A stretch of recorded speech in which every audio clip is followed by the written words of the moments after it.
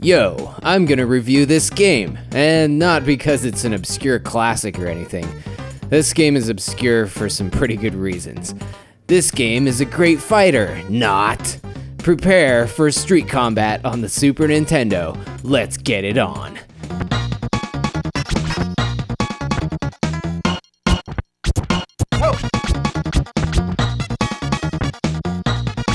Oh, damn, those are some epic mullets. Yeah, you don't see that every day.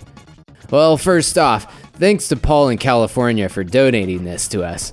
And I've gotta say, it was pretty hilarious to find this in a box with some other really cool games.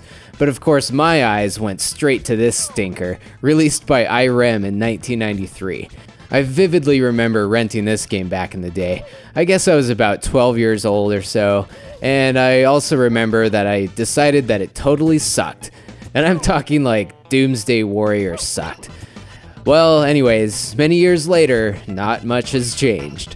But one interesting advantage of taking a look back at this game today is thanks to the magic Google machine. I discovered that Street Combat is actually a westernized version of the first Ranma 1/2 fighting game for the Super Famicom.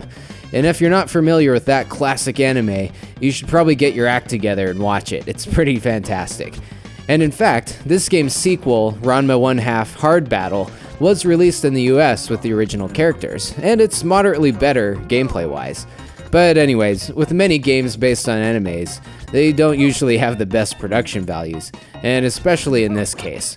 Now, Irem usually puts out some awesome stuff, like R-Type and Metal Storm, but this game just reeks of cheap.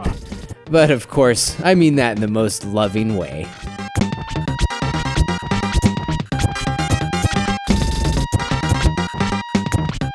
So I can't speak much for the Japanese version in this case, but a lot of things about Street Combat feel thoroughly uninspired. First of all, you can only play as Steven, whom you can't hang with, because his mullet is far too awesome for anyone to be within 10 feet of it. But yeah, the lack of character selection is pretty disappointing considering the weird cast of characters you get to fight against. That would have at least given someone a reason to play this game for more than 15 minutes. I mean, who wouldn't want to play as a robot on a hoverboard? Well, anyways, once you start playing, the fighting mechanics are pretty standard stuff. You're able to punch, kick, block, and perform a couple of simple special moves. And by the way, jumping is done by pressing the X button instead of an up on the D-pad, which is always a bit weird to get used to these days. So the controls aren't anything special, but they're not as horrible as a few other low-budget fighters that were out around the same time.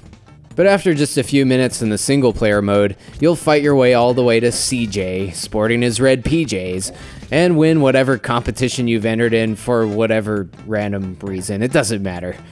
Anyways, yay! Okay, that's actually one of the best ending screens ever. Oh, and there's also a two-player mode, but again, you can only play as Steven. The second player is just stuck with the same crappy character without the robotic armor.